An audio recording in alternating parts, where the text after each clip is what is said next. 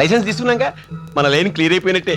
సిగ్గు లేకపోతే సరి, పెళ్లి చేసుకుంటానని మాటిచ్చి తీరా నెల తప్పాక అబోర్షన్ చేస్తారా? మరి అదే మిస్అండర్స్టాండింగ్. పిచ్చిదానా, నేను నిన్ను పెళ్లి చేసుకోవడం 2 నిమిషాల పని. కానీ నేను నీ మెడలో తాళి కట్టాక నాకేదన్నా సడన్ గా నేను పోయాననుకో, సెంటిమెంట్ గా 3వసారి నిన్ను ఎవరు పెళ్లి చేసుకుంటారు? అబార్షన్ చేసుకోకుండా రేపు నువ్వు చంటాండుగా అన్నావనుకో, కామన్ గా నీకు నాకు వాడి మీద ఇష్టం ఏర్పడి మనం మన సీను గారిని పట్టించుకోవడం మానేస్తాం. పాపం అప్పుడు వాడి పరిస్థితి ఏమిటి చెప్పు? అంటే నీ బిడ్డ కోసం నా బిడ్డని త్యాగం చేసి. మీరెంత మంచివారండి. మా ఆయన కూడా ఎప్పుడు ఇలా ఆలోచించేవారే కాదు. ఇప్పుడు బ్రదర్ని గుర్తు చేయకు, బాధగా ఉంటుంది. నీ కోసం ఎందుకు ఇచ్చానో తెలుసా? బంగారు గాజులా? ముక్కు పుడక? మరి ఛీ, పాడు. అబ్బో, సిగ్గులో నువ్వు మరింత అందంగా ఉన్నావు.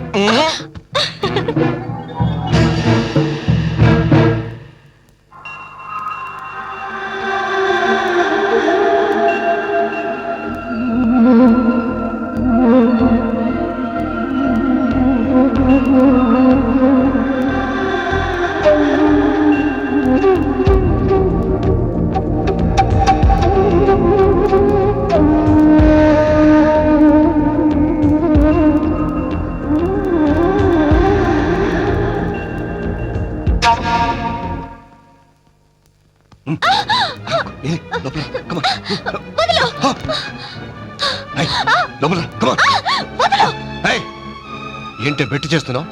మెట్టు దిగి వచ్చానా? నేను నీ మొగుణ్ణి. మొల్లతాడు కట్టుకుంటే మగాడు, 3 పసుపు తాడికి 3 ముళ్ళు వేస్తే మొగుడు అవడు. ఓవర్ యాక్షన్ వద్దు. ఆఫ్టర్ ఆల్ పని మనిషివి. నేను పని మనిషినే, కానీ నువ్వు పనికి మాల మనిషివి. ఏం కూసావే?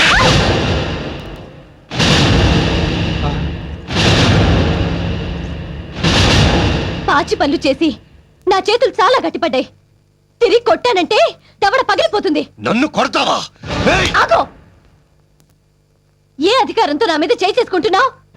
ఒక పూట అన్నం పెట్టావా? ఒక చీర తెచ్చావా? కనీసం ఒక మూల మల్లెపూలైనా తెచ్చేసావా?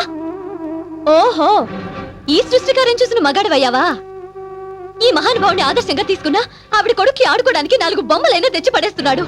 ఆ మాత్రం సంపాదించే మగతనం కూడా నీకు లేదే. చూడు, ఆడది కోరుకునేది తన మొగుడి కండలు తిరిగే మగతనాన్ని కాదు, కష్టపడి సంపాదించే పనితనాన్ని. అది తెలుసుకో. క్షమించండి మావయ్య. నువ్వన్న ఈ 4 మాటలు కూడా అనడం చేతగా నష్టమర్థుండి.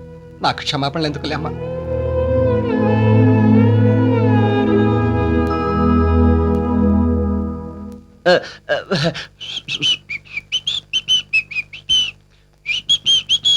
గిరీశం,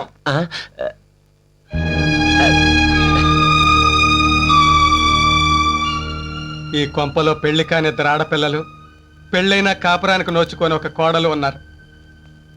నీకు మూడొస్తే ఈ ఇంటికి రావాలనిపిస్తే నా చెల్లెల కంటే ముందు నాకు చెప్పు. ఆ 3 తీసుకుని ఏ గుడికో వెళ్ళిపోతాను.